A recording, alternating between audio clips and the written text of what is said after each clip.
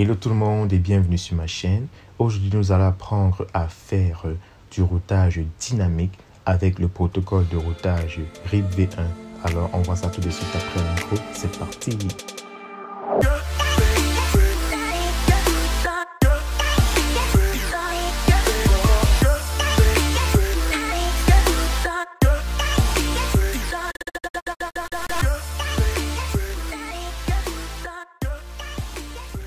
Alors, pour ceux qui ne savent pas déjà c'est quoi RIP V1, RIP V1 c'est la première version du protocole RIP, qui est un protocole de routage dynamique.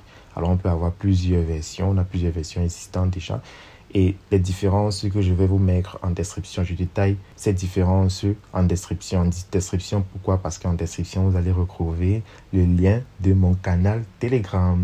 Alors, je vous invite à rejoindre ce canal Telegram parce que c'est là-bas que je mets à votre disposition un cours bien détaillé sur RIP, sur RIP V1, RIP V2, RIP Next Generation, pour que vous compreniez la différence et la nuance qui existe entre ces différentes familles de RIP. Et c'est par là que je suis au plus près de vous pour répondre à vos questions, vos préoccupations. Et c'est dans ce canal qu'il y a une communauté, bien évidemment, une petite communauté grandissante qui est là pour vous aider au quotidien si vous avez des préoccupations. Nous sommes là pour vous. Alors, sans plus tarder, ici, nous allons nous intéresser à une particularité. Une des particularités de RIP V1, c'est que RIP V1 n'intègre pas, il est dit classful, donc il n'intègre pas le VLSM. Le VLSM, c'est quoi? C'est le Variable Length Subnet Masking. En français, masque de sous-réseau à longueur variable. Donc, il n'intègre pas ça. C'est pour ça que vous allez remarquer, j'ai pris les mêmes masques ici.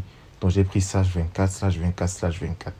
Donc, je pouvais prendre aussi /16, mais du moment où je prends un masque, je dois le respecter sur tous mes réseaux. Donc, je ne peux pas prendre des masques différents. C'est ça le problème avec RIP V1. Voilà. Parce que c'est comme ça, il est dit classful, il n'intègre pas le VLSM. Donc, pour mieux comprendre ça, allez dans mon canal Telegram. C'est totalement gratuit. Puis les documents sont totalement gratuits. Voilà. Pour ce faire, je vais d'abord commencer ici par agresser d'abord les interfaces de mon routeur. On va commencer directement. Voilà. On entre dans le routeur. On passe en mode de configuration. Configuration globale. Voilà. On entre dans l'interface face Ethernet. Interface fast Ethernet 0/0. On met l'adresse IP adresse. Ici, c'est l'adresse IP. C'est cette interface face Ethernet 00. Et voici son réseau qui est en 192.168.10.0/24. Et j'ai pointé vers la point 1 sur cette interface.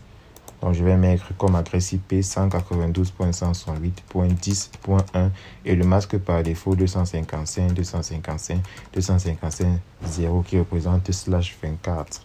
Je valide et je fais un no shutdown pour activer mon interface. No shutdown, boum. Interface passe au vert. Je passe également directement à l'autre interface. Interface serial, qui est l'interface série. Interface serial 0/0/0, qui est cette interface-là, qui est directement connectée à ce routeur. Voilà. Je remarque que ici, je suis dans ce réseau 10.0.0.0 qui pointe vers la point 1 sur l'interface-là. Donc, je valide. J'entre dans l'interface IP adresse 10.0.0.1 vers le masque avec le masque 255.255.255.0. Le même masque. Toujours mettre le même masque. C'est ça la particularité du RIP V1. Il ne comprend que les mêmes masques par défaut. Donc, si vous mettez des masques différents, vous n'allez pas réussir votre configuration. J'ai fini ici d'agresser. Je vais d'abord aussi agresser ici, ce routeur-ci. Voilà. Ici, je vois que j'ai l'interface série 001. Donc, je vais entrer dans cette interface série 001. No. Enable conft, passer en mode de configuration globale. Interface serial 0/0/1.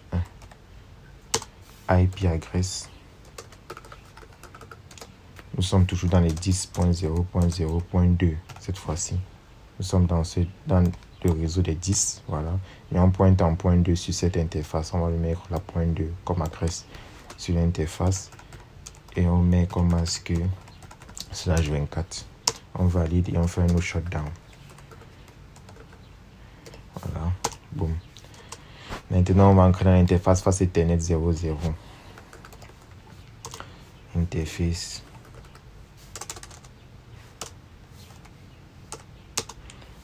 Interface. Fast.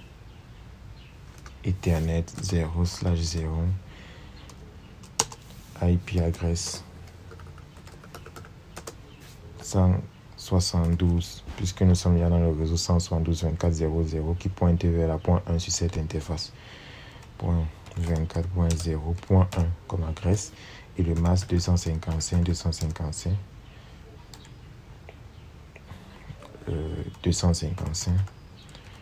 0. Voilà. On valide et on fait un no shutdown. Problème de clavier, c'est pas grave. No shutdown. Voilà. Maintenant, une fois qu'on a fait ça, on va d'abord faire un N pour aller voir nos configurations d'interface. On entre en mode privilégié et on fait un show IP interface brief pour voir nos interfaces. Est-ce que nos interfaces ont pris les adresses? On voit bien que l'interface face Ethernet 00 a pris cette adresse en 172.24.0.1 et série également en 10.002. Voilà. On peut maintenant agresser nos PC. On va faire un agressage statique sur nos PC. Ici, on va donner l'adresse dans ce réseau-ci. Voilà. Mais qui va pointer en point 2. Donc, on va donner l'adresse 192.168.10.2. Le masque par défaut, /24. La passerelle, on va donner comme passerelle l'adresse du face Ethernet 00. Rappelez-vous, l'adresse de face Ethernet 00, c'était 192.168.10.1. Cette adresse-là qu'on va venir donner ici, qui va représenter sa passerelle. Point 10.1. Voilà. Si vous voyez le lien sur Google, on peut mettre 8.4.4 si on veut. C'est pas vraiment si nécessaire que ça. Maintenant qu'on a agressé ici, on va aussi agresser le PC ici. On va donner une adresse dans ce réseau 172.24.0.0. Son adresse IP peut être dans ce réseau-là. On va donner comme adresse 172.24.0. On va qu'on pointe ici vers la point 2. Point 2. On va mettre le masque par défaut 3 x 255. Très important. Voilà. On va mettre la default gateway. La default gateway qui est l'adresse de face Ethernet 00 aussi, qui était 172.24.0.1. DNS de Google, qui n'est pas vraiment important ici, mais on va quand même mettre. Maintenant qu'on a fait ça, on peut maintenant configurer notre routage. Ici, pour configurer le routage, on passe d'abord en mode de configuration globale. Donc, je remarque qu'ici, je suis en config if. Je suis dans l'interface, dans une interface qui est l'interface série. Donc, je vais faire un exit. Pour entrer en mode de configuration globale, je vais mettre maintenant router RIP. Voilà. Version 1. Network.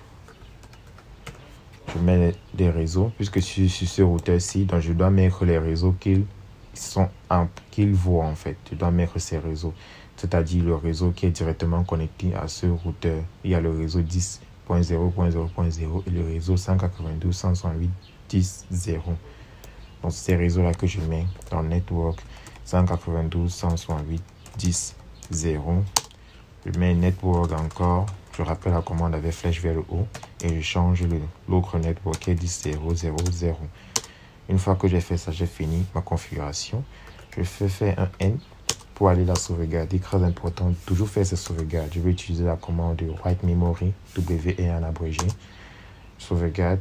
Et je vais faire un show IP route. Bon, avant de faire un show IP route, je vais aussi venir configurer aussi ici. Configurer un peu rapidement ici. Ici, je suis encore en mode privilégié. En mode privilégié, donc je vais passer en mode de configuration globale. Conf T. Voilà. Je vais faire un router RIP pour dire que je veux utiliser le protocole RIP. Maintenant, je vais définir sa version. Si vous voulez voir le nombre de versions qu'on peut avoir, vous pouvez taper version point d'interrogation par exemple. Vous allez voir qu'on peut avoir version 1, version 2 ici en IPv4 et en IPv6 on a aussi maintenant la version Next Generation. Donc puisque c'est la version 1 qui m'intéresse, je mets version 1. Je vais mettre maintenant network les réseaux qui sont directement connectés sur ce routeur. On a le réseau 10.0.0.0 et le réseau 172.24.0.0. Donc je vais mettre 172.24.0.0. Voilà. Et je mets l'autre réseau qui était la 10.0.0.0. Je valide et je fais un N. Je n'ai pas fait ma sauvegarde. Cette fois-ci, je vais utiliser copy running config, starter config. C'est pour que vous voyez la différence, les différents moyens de sauvegarde. Donc, vous pouvez aussi utiliser write memory, qui est WR en abrégé. Mais ici, on va utiliser copy, juste pour que vous compreniez les différentes sauvegardes qu'on peut avoir. Copy running config, starter config. Voilà. Maintenant que j'ai fait ça, je peux voir ma table de routage en faisant un show IP route. Show IP route. Je vais voir ma table de routage ici. Voici ce que je viens de configurer. R ici pour le protocole RIP. N'est-ce pas? Vous voyez ici, R renvoie à RIP. Et c'est ce R là qu'on vient retrouver ici. R c'est le flag en fait. Dans le réseau, on appelle ça le flag, le drapeau. Donc c'est ça qui nous dit que voici une configuration RIP qui est présente. On a ce réseau-ci là, n'est-ce pas, qui est joignable via l'autre réseau. Voilà, sur l'interface série. Donc on peut aussi utiliser la commande show. La commande ici. Show IP route RIP. Donc il faut utiliser show IP route RIP pour apporter une précision sur le routage. Pour apporter plus de précision sur le routage qu'on veut voir. Show IP route RIP. Voilà. Voici le début de la commande. Voici ce que la commande nous montre. Voilà. On n'a que la configuration du RIP qui va nous apparaître ici. Ok. Je peux vérifier aussi ma table de routage sur l'autre routeur. Show IP route.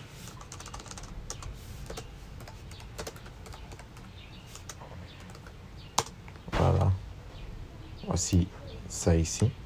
Maintenant que c'est configuré, je vais tester maintenant la connectivité.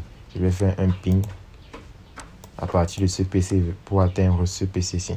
Donc je vais faire ping à 192.168 autant pour moi, .10.2. Voilà. J'attends pour voir le résultat. Request times out parce que ici la table AIP n'était pas encore construite. Donc il apprend encore le réseau. Maintenant qu'il connaît, il y a la destination. Les pings vont passer facilement. Vous voyez, on arrive à bien joindre l'autre. De ce côté-ci, je vais aussi relancer les pings. Je vais relancer le ping vers 172.10.24.0.2. Je crois que c'était l'adresse de ce PC civil. 172.24.0.2. Voilà. Je lance, vous voyez, le ping passe. Donc, ceci marque la fin de cette vidéo. N'hésitez pas à liker, à laisser un pouce bleu si vous avez apprécié le contenu, si ce contenu vous a aidé. N'hésitez pas à laisser un petit commentaire. Cela fait grandement plaisir d'avoir de voir vos petits pouces bleus et vos commentaires. On se dit à la prochaine.